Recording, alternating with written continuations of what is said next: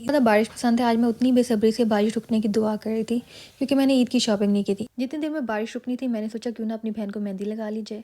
फिर मुझे याद है मामा ने तो रोस्ट बनाने के लिए कहा था, इसलिए मैंने जल्दी से पीसेस निकाल के उनको मसाला लगाना शुरू किया ताकि मैं इसको जल्दी से लगा के फारिग हूँ और मैं अपनी शॉपिंग कर सकूँ। जैसे ही बारिश रुकी मैंने अपनी बहन को कहा फ़ौरन गाड़ी निकालो, ये ना हो कहीं बारिश दोबारा शुरू हो जाए और मेरा ईद का सूट दरमियान में ही लटक जाए। फिर जाके हमने शाहपुर पे ब्रेक लगाई और शाहपुर पे काफ़ी सूट देखने के बाद फाइनली मुझे एक सूट पसंद आ गया जो कि मेरी बहन को भी बहुत पसंद आया। फिर हमने फ़ौरन काउंटर पे जाकर बिल करवाया।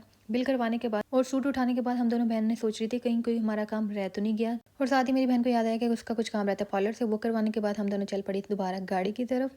और वहाँ से घर आने के बाद मैंने अदा किए 4 नफ़ल क्योंकि मैंने अल्लाह ताला से रमज़ान का इनाम भी तो लेना था ना। नफ़ल पढ़ने के बाद मैंने बनाने शुरू की रसमलाई, उसमें एक-एक करके रसमलाई डालती गई और दूध को इतना उबाला जितना शरीकों का हमें देख के मुँह फूल जाता है। उसके बाद भूख लगी थी, मैंने सोचा क्यों ना बर्गर खा लें क्योंकि मैंने रास्ते में तो कुछ भी नहीं खाया था। बर्गर खाने के बाद मुझे याद आया कि रसमलाई को ठंडे होने भी तो रखना है, और ठंडा होने रखने के बाद मुझे याद है भाई का सूट प्रेस करना है और मैंने जल्दी से भाई के सूट को पानी लगाया और उसे प्रेस करने के बाद कमरे में गई और फ़ौरन लाइट बंद करके सो गई।